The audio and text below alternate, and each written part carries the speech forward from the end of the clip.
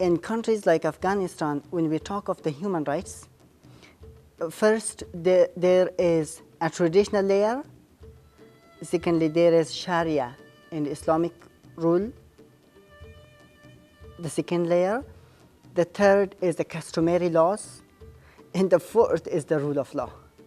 Having the human rights as a new and modern values to penetrate into the minds of the people, to attract them to understand and to believe and accept human rights is not an easy issue. When we tell them that you have the right to food, to health, and so, they say that we do not meet our basic needs. How does it make sense to talk of the human rights for us? And these are the challenges for us, really.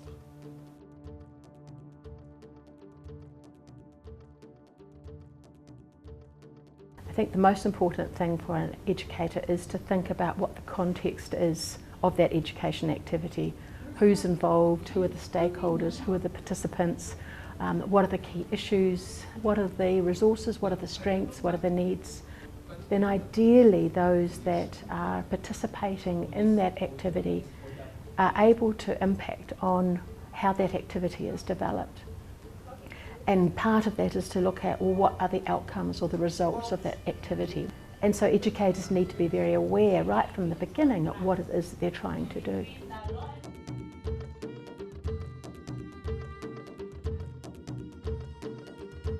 It's very much linked with that, because in our annual reports, the regular reporting that we do and monitoring that we do on regular basis give us some indications where the problems are and where we should focus on in our training and capacity building programs with the government officials, especially security agencies with issues related to torture.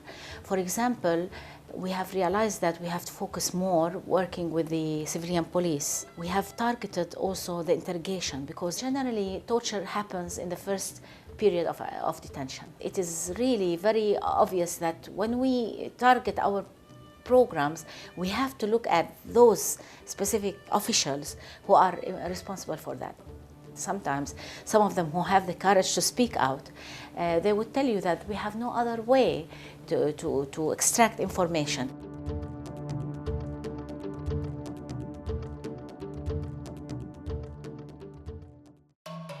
So a situation analysis is about gathering the information you need in order to inform how you do an activity. So if you were looking at a program on torture in a detention facility, the key people to be involved in that would be that detention facility itself. What is the situation in the facility? You could find that out through conversation, you could find that out through statistics. Maybe the NHRI has numbers of complaints that might come to it. You gather all the information you can. Ideally, you are involving people in developing that activity. So the partnerships and the collaborations are really important.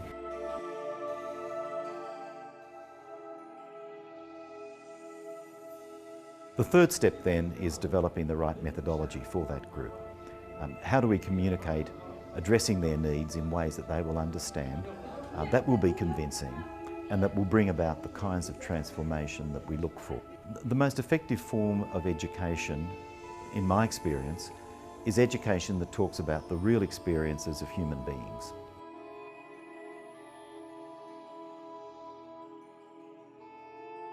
Once that's decided, then it is about what the evaluation and monitoring tools are going to be.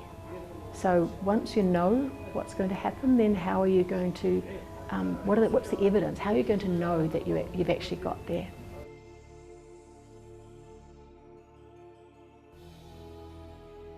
When we actually thought about running a campaign on the Domestic Violence Act, because it's new, we actually wanted to first get across the message that domestic violence is now an offence, and that there is actually a mechanism for victims to address and actually get protection from.